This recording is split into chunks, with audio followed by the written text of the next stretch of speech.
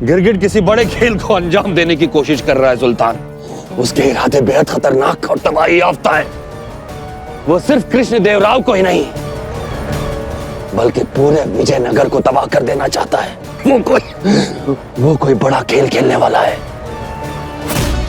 क्या बात है सलामत खां, तुम जब भी उस गिरगिट से मिलकर आते हो बद से बदतर हालत में आते हो। ये तो गनीमत समझिए कि मैं यहाँ रूबरू खड़ा आपके सामने आपसे बात कर रहा हूँ। हमारे बाकी सिपाही अभी भी दवाखाने और चारगांव में बेहोश पड़े हैं। उन्हें होश कब आएगा या फिर होश आएगा भी नहीं, ये कोई नहीं जानता। मेरा यकीन कीजिए, मैं यहाँ सिर्फ आपके सामने इसलिए खड़ा हूँ क्योंकि वो चाहता था कि उसका पैगाम आप तक पहुंचे। वरना मौत का जो मंजर मैं देख के आ रहा हूँ, उसके बाद वहां से मेरा क्या, मेरी रूह का भी वापस आना नामुमकिन था। उसे हमसे कुछ नहीं चाहिए सुल्तान, न जर, न जमीन, न दौलत, न रुतबा। उसके लिए उसके इंतकाम से बढ़ के कुछ भी नहीं है। वो सिर्फ कृष्ण देवराव को ही नहीं बल्कि पूरे विजयनगर को तबाह कर देना चाहता है। विजयनगर के नाम को दुनिया के नक्शे से हमेशा हमेशा के लिए मिटा देना चाहता है। आखिर ऐसी क्या दुश्मनी है उसे विजयनगर से? ये तो मैं नहीं जानता सुल्तान, लेकिन हाँ इतना जरूर जानता हूँ कि गलती से आपने एक ऐसी तलवार खींच ली है जो बेहिसाब खून पीने के बाद ही मयान में वापस जाएगी। अगर वो तलवार सही चली तो वो खून दुश्मन का होगा, और अगर वो तलवार बहक गई तो हमारा।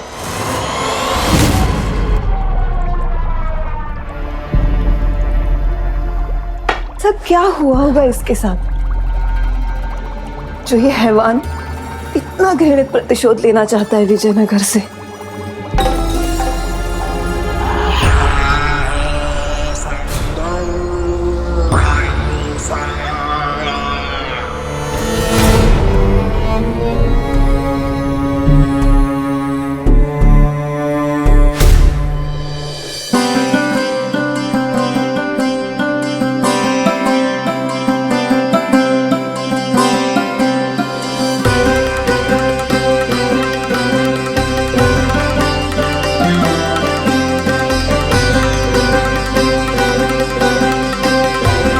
महाराज, अद्भुत! आपकी प्रतिभा सच में अविस्मरणीय है चित्रकार शेषाचरी। हमने आज तक ऐसी दुर्लभ और विलक्षण चित्रकारी नहीं देखी। संसार के जैसे सारे रंग आपके संकेतों पर नृत्य करते हैं। ये आपकी कूची नहीं, देवताओं का वरदान है। हमारे दरबार के राजकवि की पंक्तियों को क्या जीवंत रूप दिया है आपने अपने रंगों से। अद्भुत!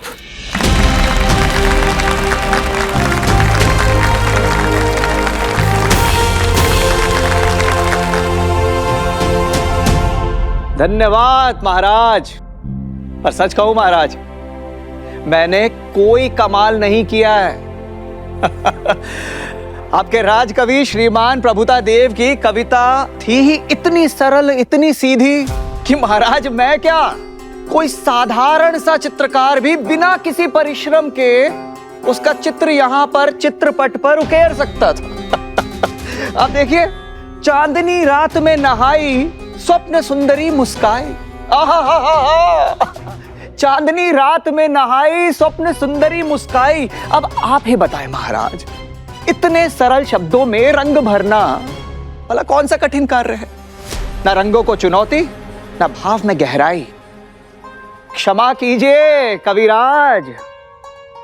महाराज, इस शेषाचारी ने इतने वर्षों में अनेक कवियों, रचनाकारों के शब्दों पर, उनकी कविताओं पर चित्र बनाए, किंतु आज आपके कविराज ने जो कविता सुनाई है, यह हमारे जीवन काल की आज तक की सबसे सरल और साधारण कविता की चुनौती थी।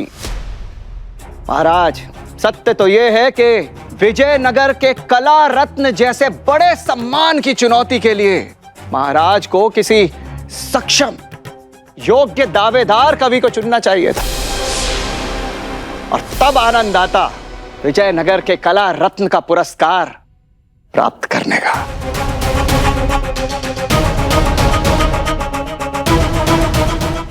महाराज, जिस प्रकार एक खुशहाल राज्य की शोभा उस राज्य की महिलाओं की सुरक्षित मुस्कान होती है, एक उसी प्रकार कवि देश की पहचान होते हैं। और महाराज, क्या आप चाहते हैं कि विजयनगर जैसा महान राज्य साधारण कवि के अर्थहीन शब्दों से जाना जाए? कदापि नहीं महाराज, कदापि नहीं। अपितु मेरी राय तो यह है कि आप तत्काल ऐसे निम्न स्तरीय कवि को उसके पद से निष्कासित कर किसी गुणी, किसी योग्य कवि को विजयनगर के राज कवि की उपाधि सौंपिए। और विश्वास कीजिए महाराज, इसी में आपके इस विजयनगर राज्य का हित निहित है।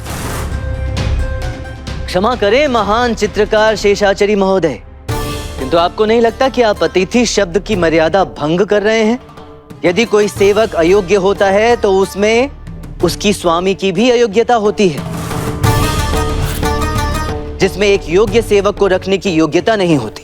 तो यदि आपकी दृष्टि में हमारे राजकवि अयोग्य हैं, तो कहीं दूसरे अर्थों में आप हमारे महाराज को तो अयोग्य नहीं कह रहे,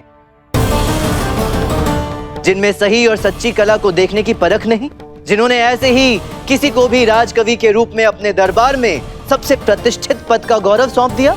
मैंने ऐसा तो नहीं कहा। तो क्या अर्थ है हमारे राजकवि को अयोग्य कहने का महानुभाव? अभी तक तो आपको कला रत्न का पुरस्कार भी नहीं मिला, और ये तेवर कोई बड़ी बात नहीं होगी कि पुरस्कार मिलने के पश्चात आप स्वयं को ऊपर वाले के रचे रंगों से अधिक बढ़कर मानने लगेंगे। संभवतः आप ही पंडित रामाकृष्णा हैं। जी प्रणाम। प्रणाम। बहुत सुना आपके विषय में, परंतु पंडित जी, आज आपके इस भरे दरबार में आपके कवि का ये हाल देखकर ऐसा आभास हो रहा है कि आपके विषय में आज तक जो कुछ भी सुना था, कुछ अधिक ही सुन लिया। अपने राजकवि की ही भांति आप भी अत्यंत प्रचारित पंडित हैं। जो भी कृत्य करते हैं, छोटा बड़ा, वो बढ़ा चढ़ा कर प्रचारित किए जाते हैं। इसीलिए तो आप इतनी छोटी सी बात का इतना बड़ा पतंगड़ बना रहे। तो ठीक है, यदि आपको लगता है कि हमारे राजकवि के शब्द आपकी विलक्षण प्रतिभा के आगे छोटे और फीके पड़ रहे हैं, तो एक चुनौती मैं आपको देता हूं। एक कविता मैं आपको सुनाता हूं। आप चित्र बनाइए और यह सिद्ध कीजिए कि आप कितने बड़े चित्रकार हैं। यदि महाराज की आज्ञा हो तो। अवश्य। ये फंसा हुआ चाल पंडित अपने ही शब्दों के जाल में। ये चित्रकार का आत्मविश्वास देखकर लग रहा है कि बस ये कवि महोदय के साथ साथ इस पंडित रामाकृष्णा की भी जम कर खिल्ली उड़ने वाली है। उड़े उड़े, आनंद आएगा। शांत प्रभु शांत, क्यों उड़ते हुए ग्रहों को निमंत्रण दे रहे हैं आप? कहीं ऐसा ना हो रामा के ग्रह दिशा बदलकर आपकी ओर लपक पड़े। हाँ, फिर आपकी खिल्ली उड़ जाएगी।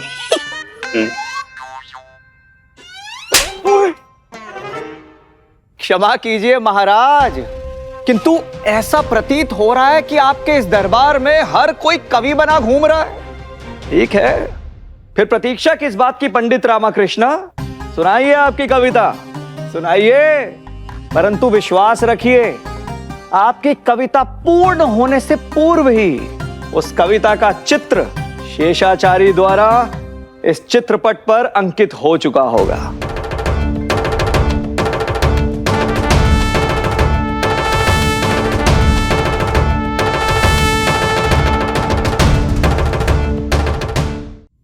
तो मान्यवर, मेरी कविता कुछ इस प्रकार है। फुर्र से जो वो लड़का आया, छन्न सी आई लड़की, झट से मिले नैन, फट से बिजली कड़की, झटक से हुई दिल की बातें, फटक से आया चैन, खटक सी बजी हृदय में तरंग, मटक उठे दिन रैन। झनन झनन बरसे प्रेम ऋतु, कारे मतवारे बादल छाए, मोर मिलन का रास दिखाए, कोयल गीत खुशी के गाए। धम धम गरजे धरती, घन घन ऋतु आंख दिखाए, खन खन चूड़ी खनके और पायल भी होश गवाए। है प्रेम का ये प्रचंड वेग प्यारे, कोई बांध ना इसे रोक पाए। मन नाचे दोनों का, धनक दिंधा तक दिंधा, खुल के प्रेम रचाए। मिलन की थाप पर ताता थैया होवे, पांव खुशी को रोक न पावे।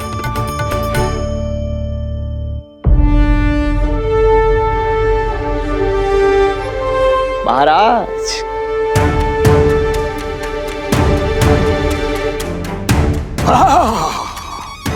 बहुत अच्छे।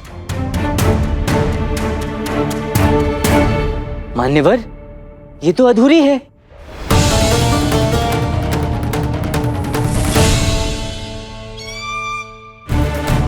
पंडित जी ध्यान से देखिए, शेषाचारी का बनाया हुआ चित्र कभी अधूरा हो ही नहीं सकता। और कविता में आपने जो कुछ भी कहा है वो सब तो है इसमें। नहीं है। क्या नहीं है? इसमें झनन झनन नहीं है, धम धम घन घन नहीं है, तक धिंदा ताता थैया नहीं है, कुछ भी तो नहीं है इस चित्र में। क्या बकवास कर रहे हैं आप? ये सारे शब्द जो आपने अभी अभी बोले वो सब तो ध्वनि है।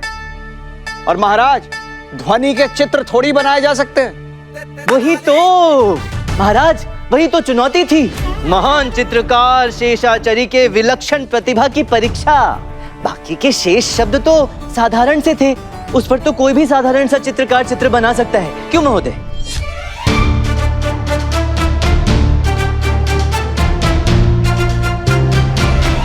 छल है, छल है, ये कपट है।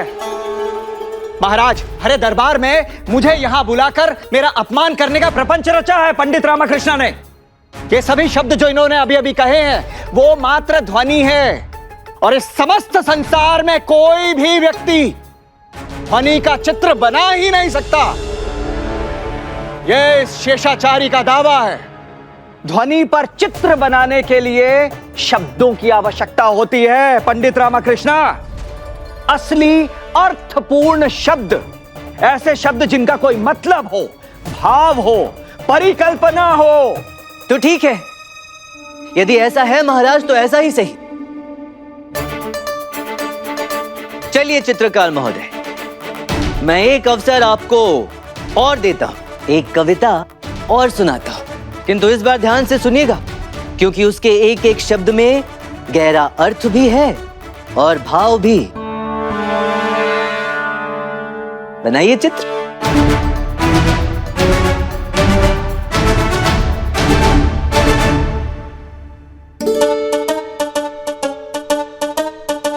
धराधरेन्द्र नंदिनी विलास बंधु बंधुर स्फुरत् दिगंत संतति प्रमोदमान मानसे, कृपा कटाक्ष धोरणी निरुद्ध दुर्धरापदि क्वचित् दिगंबरे मनो, विनोद में तु वस्तुनि जटा भुजंग पिंगल स्फुरत् फणामणि प्रभा,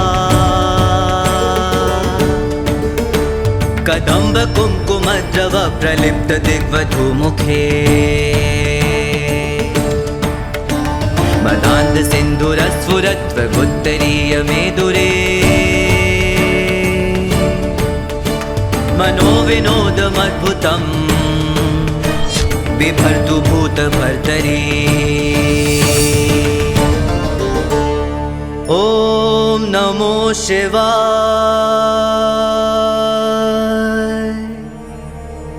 ओम नमो शिवाय।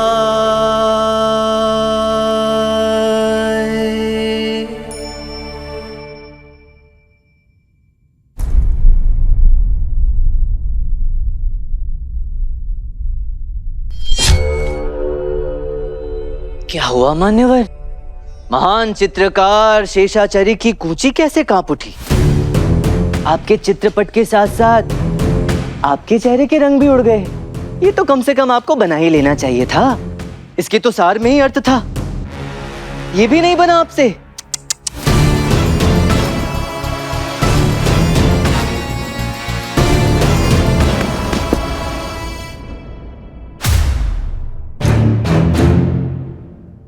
कहीं हमने भी आपके विषय में कुछ अति प्रचारित तो नहीं सुन लिया?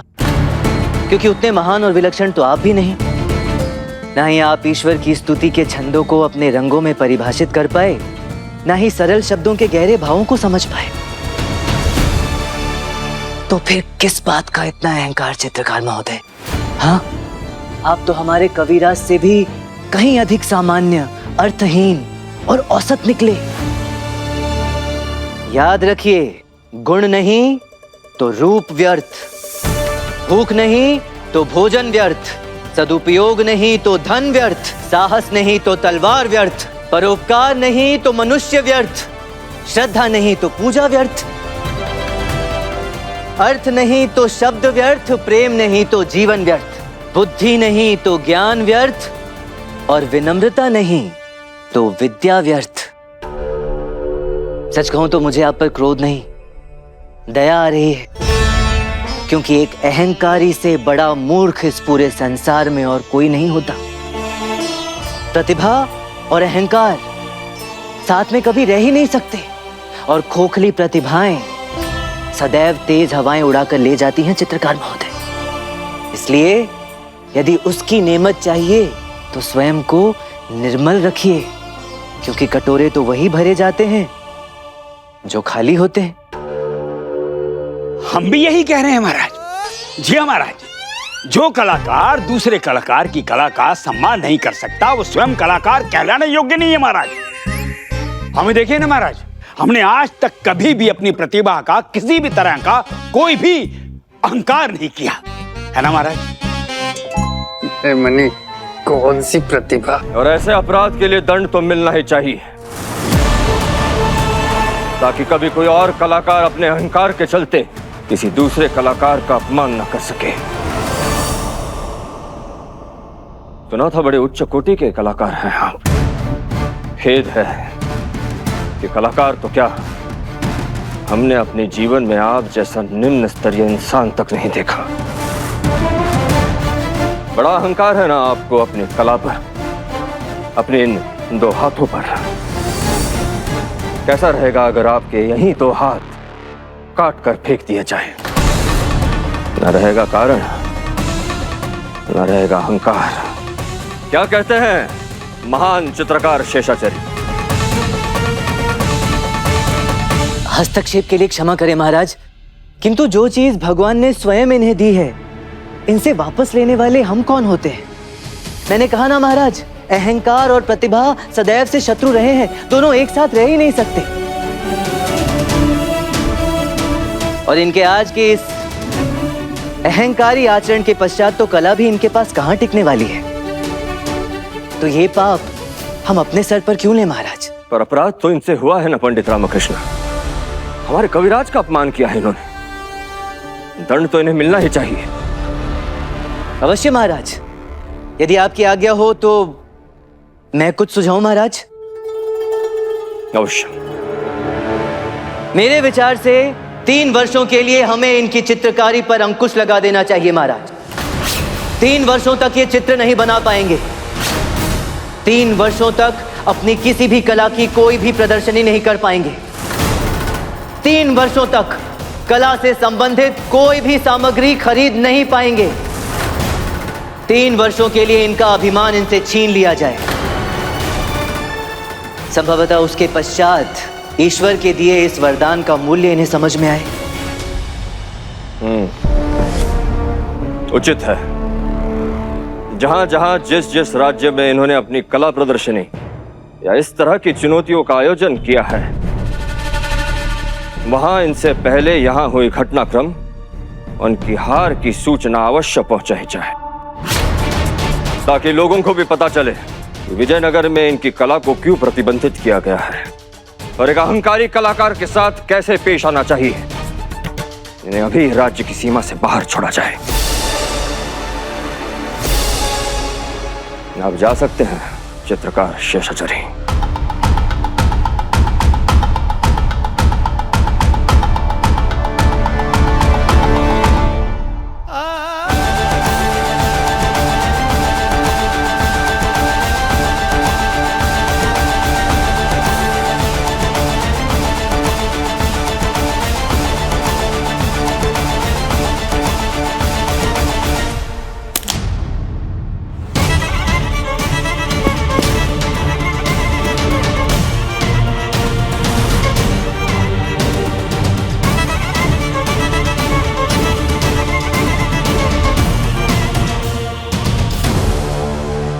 उस दिन उस दरबार ने, उस राजा कृष्ण देव राय ने, उस पंडित रामा ने और पूरे विजयनगर ने मेरे भाई से केवल उसकी कला का अधिकार नहीं छीना था, अभी तो उससे उसके प्राण छीने थे।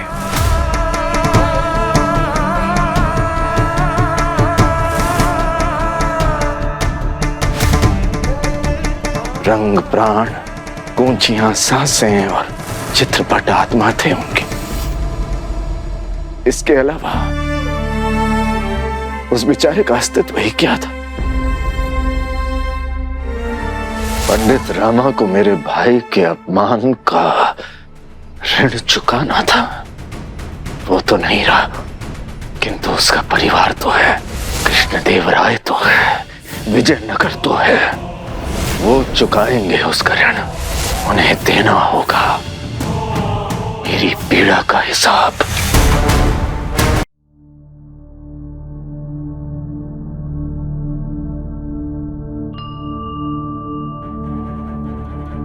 दो वर्षों से जिस अपराध के दंड की पीड़ा में भोग रहा हूं, आज उस असहनीय पीड़ा का अंत करने जा रहा हूं मैं मां। महाराज और विजयनगर वासियों की आंखों में दृष्टि भ्रम की जो पट्टी पड़ी है, उस पट्टी को हटाने जा रहा हूं, जिसके कारण एक निर्दोष को दोषी ठहराकर उसका संपूर्ण जीवन छिन्न भिन्न कर दिया गया।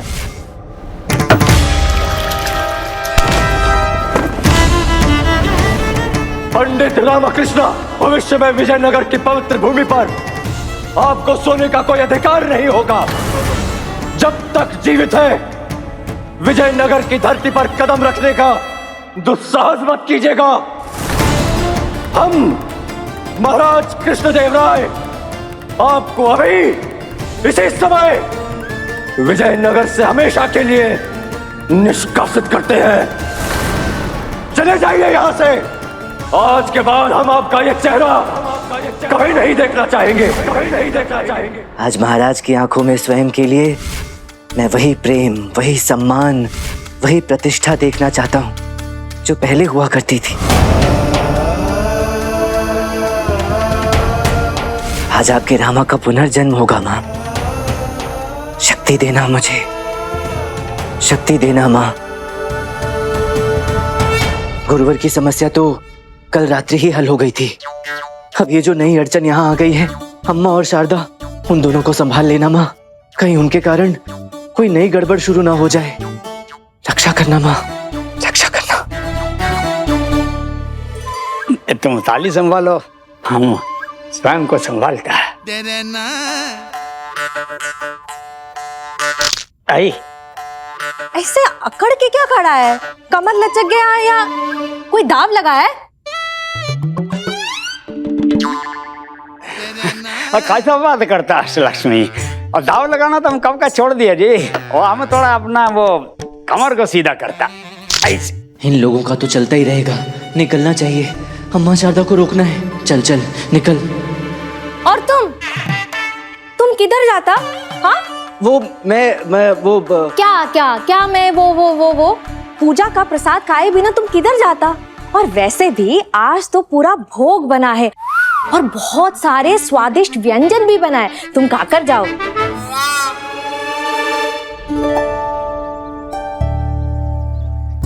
कुछ ही वर्षों में कितना कुछ बदल गया है, कितना नवनिर्माण हो गया है, कितना विकास हो गया है।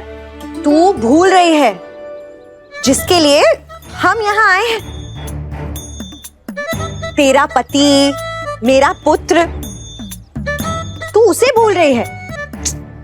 अम्मा, हम उन्हें कैसे भूल सकते हैं? उन्हीं के लिए तो भूखे प्यासे यहाँ भटक रहे हैं। वो तो हमारे मन में, हृदय में, सोच में, हर जगह। पर घर में तो नहीं है ना। अम्मा, हमें तो बहुत चिंता हो रही है। पता नहीं कहाँ हैं, कैसे होंगे, कैसे निपटेंगे महाराज की चुनौतियों से। कहीं किसी संकट में ना हो।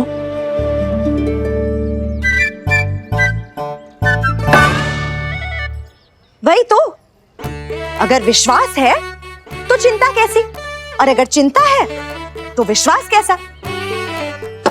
हम 300 सीढ़ियां चढ़कर मां काली के मंदिर गए थे उनका आशीर्वाद लिया और उन्होंने हम पर दया करके रामा को सही मार्ग दिखाया। अब लक्ष्य दिखाया है तो पहुंचाएंगी भी वही ना, माँ है हमारे तेनाली रामा के साथ।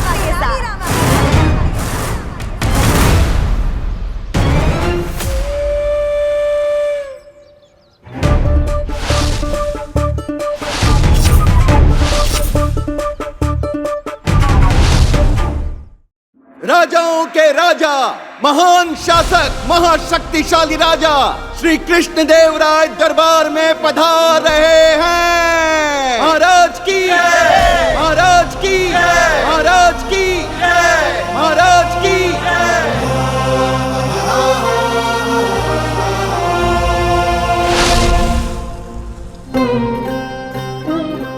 आचार्य कहीं दिखाई नहीं दे रहे महामंत्री जी। महाराज, आचार्य जी अवकाश पर हैं। वो कुछ दिनों तक दरबार नहीं आ पाएंगे। संभवतः स्वास्थ्य संबंधी समस्या है।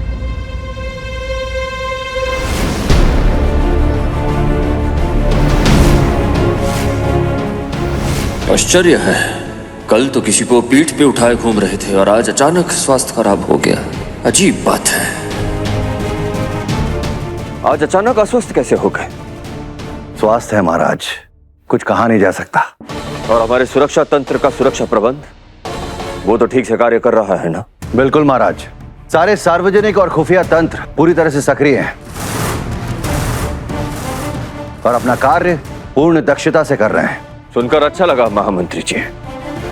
आशा करते हैं कि बहुत जल्द आप अपना वो कार्य भी पूरा करके दिखाएंगे जिसका दायित्व हमने आपको दिया है। जी महाराज, प्रयास जारी है।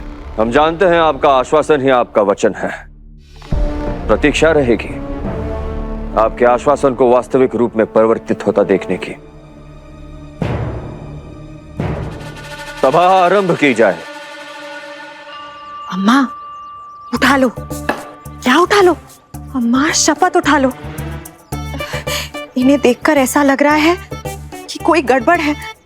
कैसे घूर रहे हैं हमें? अरे कोई बात नहीं, बहुत समय बाद हम यहाँ आए हैं ना, तो अलग अलग लग रहे होंगे। तू अधिक सुंदर और मैं छोड़िए अम्मा, चलिए। लगता है गहरा आघात हुआ है पति के स्वर्गवास का। देखो तो पूरी सुहागन बन के घूम रही है। इसे देखकर कोई कहेगा कि इसका पति चल बसा। सही कह रही हो।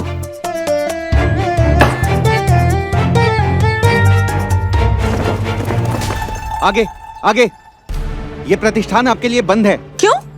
क्योंकि हम आपको पहचान गए हैं। आप दोनों उसके रिश्तेदार हो। हमें मिला के हमारे कुनबे में 250 रिश्तेदार हैं, और अगर अम्मा के भी मिला दे तो 3 गांव भर का रिश्तेदार है। आप किसकी बात कर रहे हैं, जरा विस्तार से बताइए। ज्यादा होशियार बनने का प्रयास मत करो। तुम जानती हो हम किसकी बात कर रहे हैं। वही राजद्रोही जिसे हमारे महाराज ने निष्कासित किया है। वही विश्वासघाती जिसका राज्य में नाम तक लेना अवैध है। क्या हुआ? क्या हुआ? कुछ नहीं हुआ।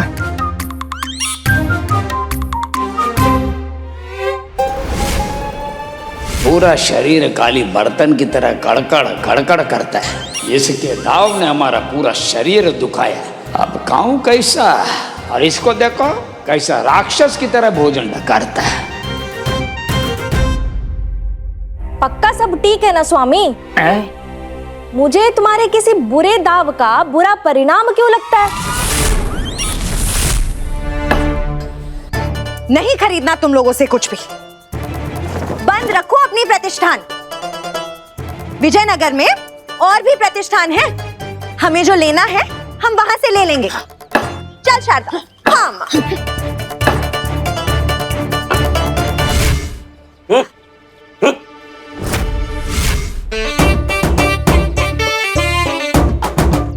निकल, हट, निकल, चल हट, निकल। अष्टलक्ष्मी कैसे बात करता है? तुम एक काम करो अष्टलक्ष्मी, ये रसम ना थोड़ा और गरम करके ला। जाओ।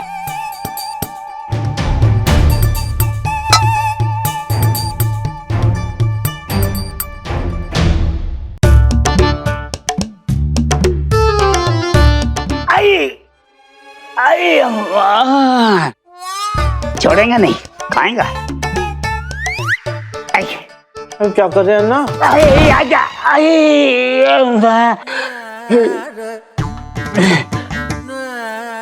पहुंच गया। ये डिली।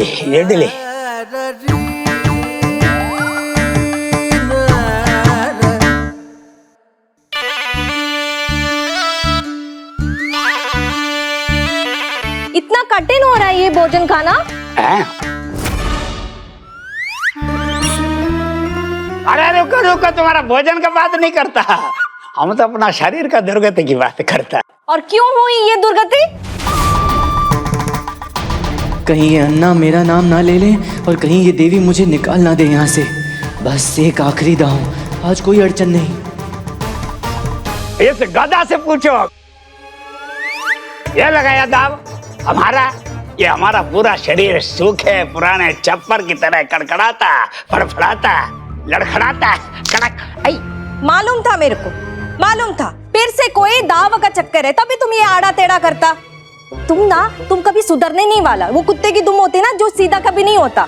दूसरों को मैं क्या दोष दूं? आई अष्टलक्ष्मी भोजन तो देती जाओ। अब अपने दाव से पेट भरो। तुम किधर जाता जी? अरे मुझे जाने दो अन्ना, एक जगह पर अत्यंत आवश्यक कार्य से पहुंचना है मुझे।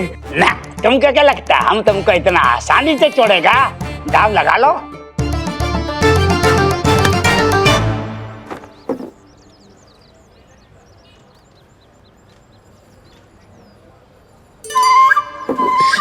क्या मुसीबत है? ये अगर हमें सामग्री बेचेंगे नहीं तो हम बनाएंगे क्या और खाएंगे क्या? ऐसे तो हम दोनों भूखे पेट अपने प्राण त्याग देंगे। अम्मा चिंता मत करो। हाँ, ये लो, लोटा लो, पानी पियो और विश्राम करो। हम अभी के अभी सारी सामग्री लेकर आते हैं। हाँ, देखना सारी सामग्री लेकर आएंगे हम।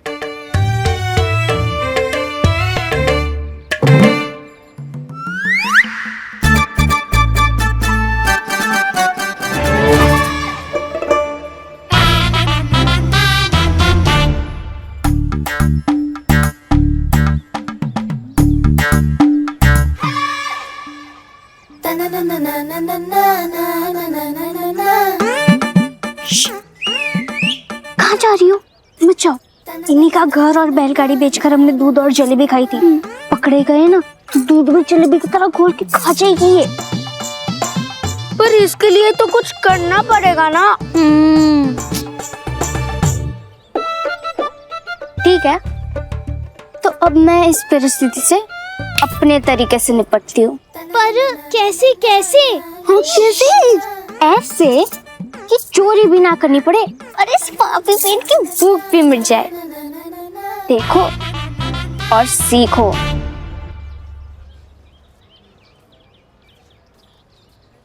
अरे भाई कैसे लोग हैं? कितनी बार कहा, कोई किसी की समस्या समझने को तैयार ही नहीं है। मैंने कितनी बार कहा कि धन घर पे भूल गई, सामग्री तो दे दो, कल आके दाम चुका दूंगी ना। लेकिन नहीं, वचन का तो किसी को मोल ही नहीं है। मोल है तो केवल इसका। क्यों? सही कह रही हूँ ना मैं? क्रोध आ रहा है आपको? पेट में दर्द है? गुड़गुड़ हो रहा है?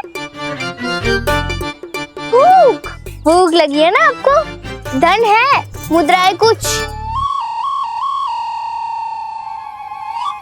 लाइए लाइए, ये सूची मुझे दे दीजिए और वो धन की पोटली भी। अब मैं ला कर देती हूँ ना आपको सारी सूची की सामग्री। लाइए दी। अरे कितनी थकी हुई लग रही है आप, कितनी धूप है। आप यहाँ बैठिए, विश्राम कीजिए, मैं आपका ये कार्य कर देती हूँ, है ना?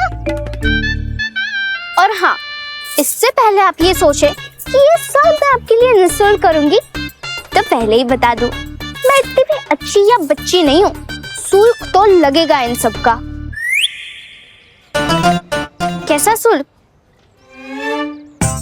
देखिए, पालक लिखी है 2, किंतु मैं 3 लाऊंगी।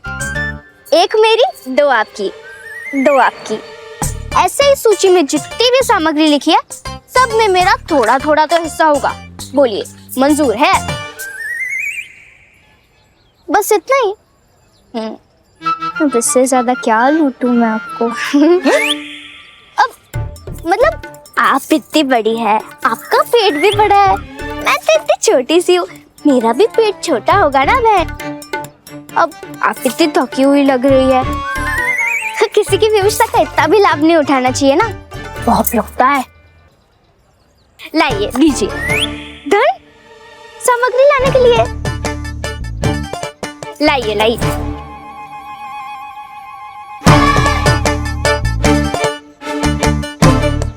बस 1 2 3 4 चलेगा, मैं अभी सब लेकर आती हूँ।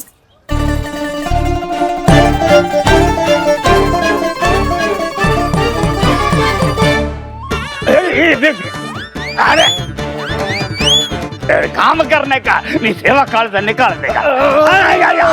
निकालना है तो कल निकाल देना ना, आज अत्यंत आवश्यक कार्य से जाना है। रुक आया अम्मा होना।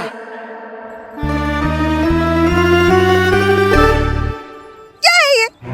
कोई मनुष्यता बची ही नहीं है। सामग्री का एक दाना देने के लिए कोई तैयार नहीं है, और सब ऐसे घूर रहे हैं जैसे हम किसी दूसरे ग्रह से आके विचर रहे हो। तुझे देख के घूरेंगे ही ना, तू है ही मनुष्य, जहाँ जाएगी वहाँ गोबर कर देगी। अम्मा! नहीं नहीं नहीं नहीं नहीं, गोबर भी नहीं, जहाँ पैर रखेगी वहाँ सत्यानाश। सत्यानाश अम्मा! नहीं नहीं नहीं नहीं नहीं नहीं, वो भी नहीं, उससे भी बुरा। उठा लो, हमारी अम्मा हमारी माँ से भी बढ़कर हमारी सासू माँ हमारे बारे में ऐसा सोचती है, ये सुनने से पहले हम मर क्यों नहीं गए? उठा लो। लगता है तेरा सांकेतिक भाषा संचार माध्यम दूषित हो गई है। क्या उल्टा पुल्टा समझ रही है? मैं कुछ कह रही हूँ और तू कुछ और समझ रही है। अम्मा, सांकेतिक माध्यम नहीं टूटा है, भूख के मारे हमारा सब्र का बांध टूट गया है। अम्मा, कैसे? कौन करेगा प्रबंध? कौन लेकर आएगा सामग्री? कहाँ से खाएंगे हम खाना?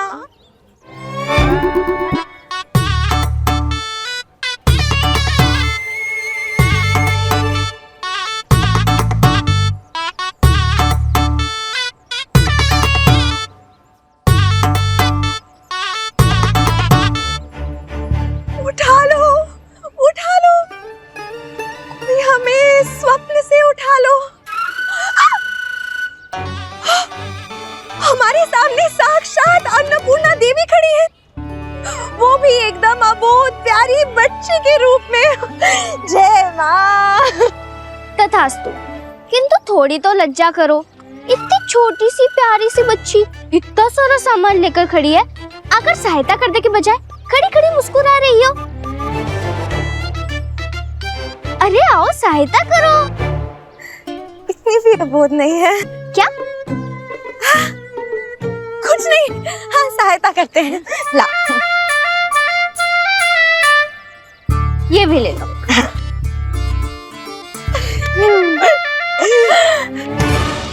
धन्यवाद बहन। ठीक है, धन्यवाद तो होता रहेगा बहन, किंतु हमारा सौदा हुआ था, स्मरण तो है ना? हाँ, क्यों नहीं, अवश्य बहन।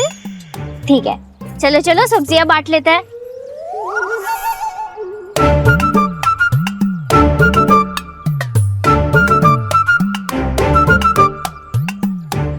ये आपका पालक, ये एक आपकी, एक मेरी। ये भी रख लेती हूँ, और कुछ? ठीक है, चलिए चलती हूँ मैं, फिर मिलेंगे। अपना ध्यान रखना और ज्यादा क्रोध मत करना। चलिए।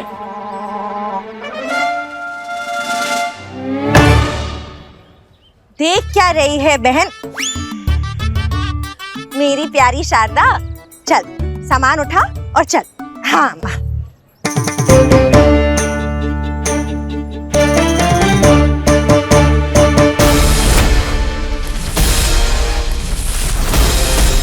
हिम्मत कैसी हुई तुम लोगों की यहाँ वापस आने की? और ये सारी सामग्री कैसे ली तुमने? और यहाँ क्यों आए? उठा लो। उठा लो? क्या उठा लो? संविधान पुस्तक। कहीं लिखा है कि हम विजयनगर नहीं आ सकते? ये हमारा भी राज्य है, हमारा घर है। अपने ही घर आने के लिए किसी की अनुमति लेनी होगी क्या? अरे जब वही लौट कर नहीं आएगा जिससे तुम्हारा संबंध था, तो तुम्हारा यहाँ क्या काम? वो तो आ चुके हैं हमसे भी पहले। ये क्या नाम शनाब बकरी हो तुम लड़की? भला वो वापस कैसे आ सकता है? जैसे हम आए बैलगाड़ी से। अम्मा, बैलगाड़ी से स्मरण हुआ, जिस दिन से हम आए हैं उस दिन से बैलगाड़ी नजर ही नहीं आ रही।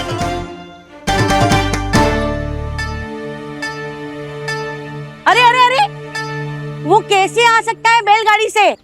परलोक से पृथ्वी लोक तक नई यातायात सेवा आरंभ हुई है क्या भगवान की ओर से? हाँ, जो तुम्हारा रामा परलोक से तुम्हारी अलौकिक बैलगाड़ी में बैठा और सीधा उतर आया यहाँ विजयनगर। अर्थात क्या मूर्ख हो क्या? तुम्हारा रामा तो कब का स्वर्ग सिधार गया है, वो कैसे आ सकता है बैलगाड़ी में?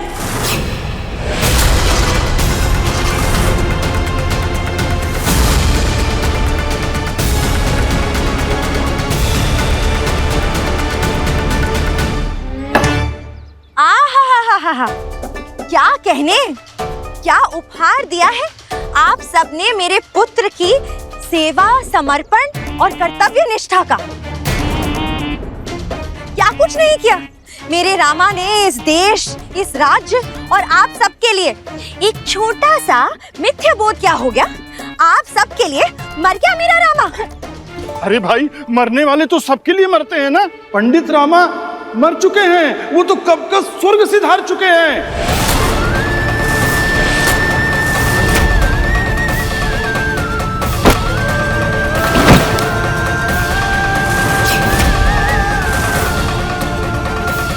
हो गया कांड, अब क्या करेगा तू रामा?